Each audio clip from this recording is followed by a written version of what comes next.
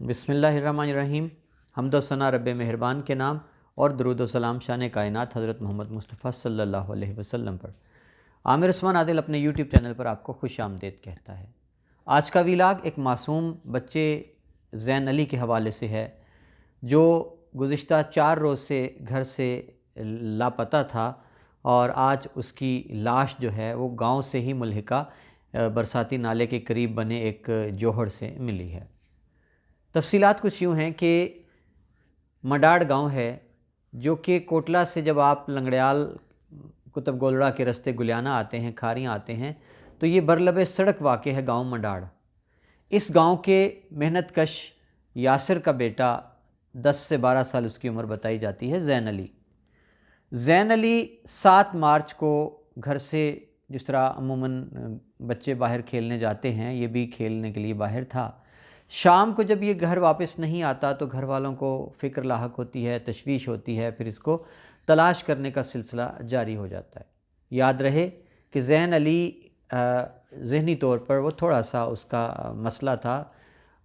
اس کو آپ کہہ لیں کہ ذہنی معذور تھا،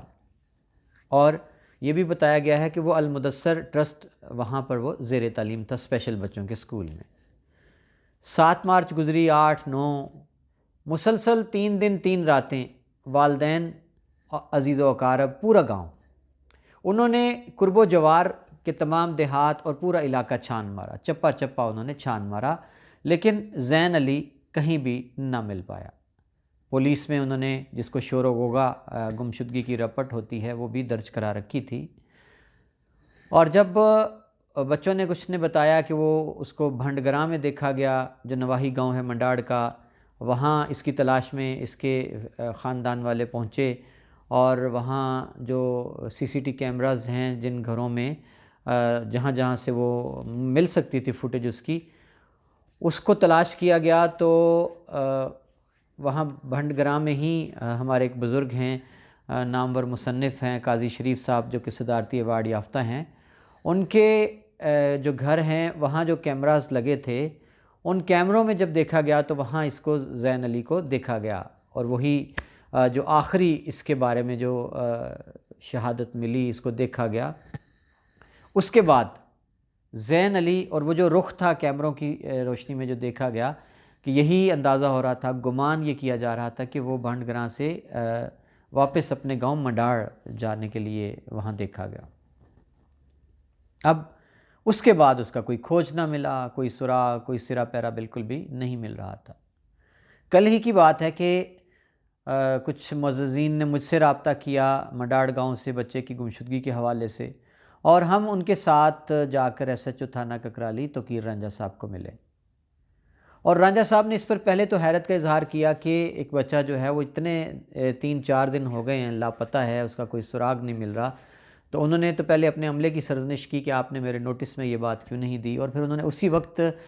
منشی کو بلا کے کہا کہ ان کی ایف آئی آر فوری طور پر درج کر دی جائے، تاکہ کل کلاں کو جو بھی اللہ کرے جو صورت بنتی ہے تو ایف آئی آر کا اندراج ضروری ہے۔ اب میں وہاں سے، یہ کوئی تقریباً عصر کے بعد کا وقت ہے، میں وہاں سے نکل آیا، اور وہ جو بچے کے چچا ہیں اور ان کے ساتھ معززین ہیں وہ تھانے میں ہی موجود تھے۔ اب آج یہ پتہ چلا ہے کہ 9 بجے تک،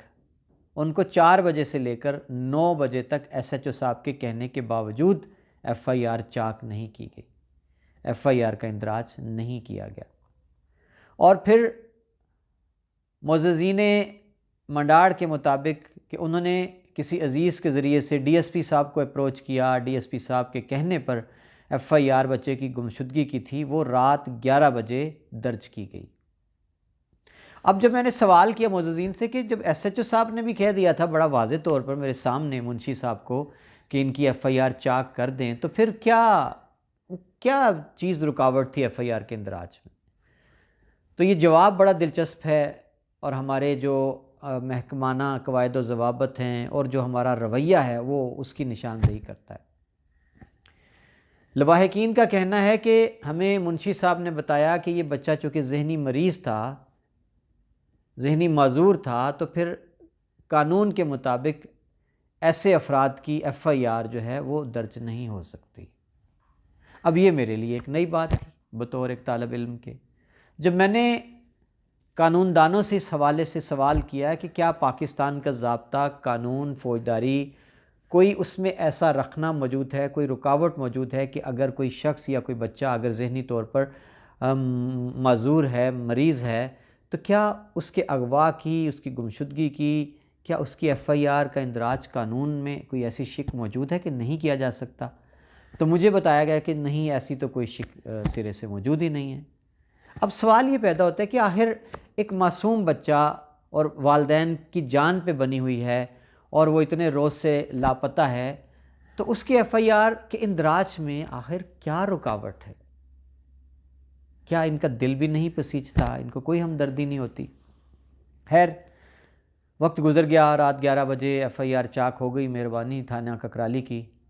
اور اب اس کے بعد آج صبح اطلاع ملی گھر والوں کو، کوئی دن کے 11 ساڑھے 11 بجے کسی کو شک گزرا، دیکھا اور وہاں جو پانی کا ایک جوہر سا بنا تھا اس سے دلدل اور کائی جس طرح جم جاتی ہے، وہاں شبہ ہوا کسی کو راہگیر کہہ لیں یا کوئی مویشی چرانے والے کہ یہاں کوئی چیز ہے یا جس طرح کوئی انسانی جسم ہو سکتا ہے.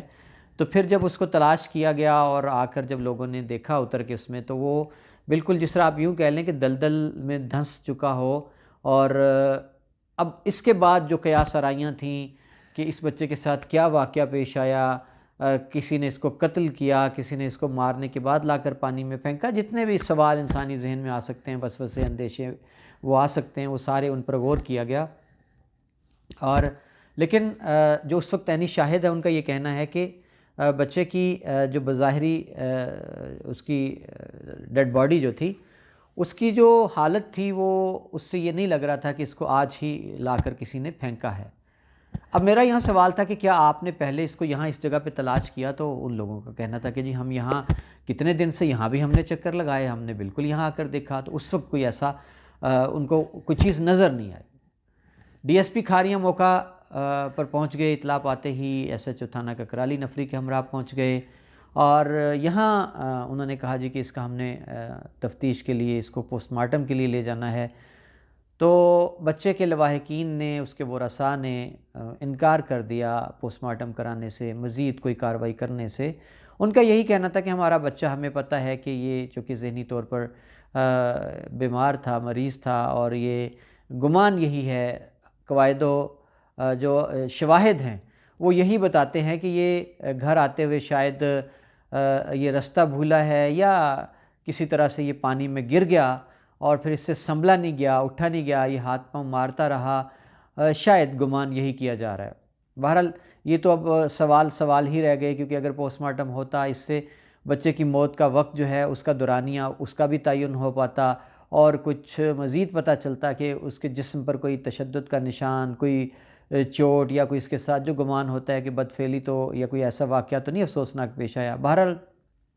ورثاء کا حق ہے جی کہ وہ پوسٹ مارٹم نہ کروائیں، وہ مزید کسی جھنجٹ میں نہ پڑیں کسی تفتیش کے. ان کو بس یہ تھا، یقین ہو گیا کہ ہمارا بچہ بس کوئی حادثہ ہی قدرتی طور پر اس کے ساتھ پیش آیا کہ وہ گھر آتے ہوئے پانی میں گر گیا اور اس جوہڑ میں اس کی موت واقع ہو گئی. یہ تھا جی سارا واقعہ، جس کی تفصیل میں نے آپ کے سامنے رکھ دی ہے. اور یہاں بس تھوڑا سا مجھے والدین کے نام بس یہی پیغام دینا ہے کہ آپ اپنے بچوں کا خیال کیا کیجئے، اور خاص طور پر گھر سے باہر جتنی دیر وہ کھیلتے ہیں، آپ میں سے اگر کوئی سہولت کے ساتھ بڑا موجود ہو تو آپ ان کے ساتھ رہا کریں، ان کا پیچھا کیا کریں، ایک آدھ بار ان کو دیکھ لیا کریں. اور خاص طور پر جب شام ڈھلنے لگتی ہے اور مغرب کی اذانوں سے پہلے ہی آپ باہر جائیں اپنے بچوں کے ساتھ اور ان کو واپس اپنی نگرانی میں گھر لے آیا کریں، تاکہ ایسے افسوسناک واقعات سے، حادثات سے بچا جا سکے. اس سے پہلے بھی بہت سے ایسے دلخراش واقعات بچوں کے ساتھ پیش آ چکے ہیں. تو میں اپنی اسی درخواست کے ساتھ اجازت چاہتا ہوں. تھانہ ککرالی کے رویے پر بھی جو ہے وہ دکھ ہے، افسوس ہے کہ انہوں نے ایسا جواب کیوں دیا. بہت شکریہ. عامر عثمان عادل کو دیجیے اجازت. اللہ حافظ.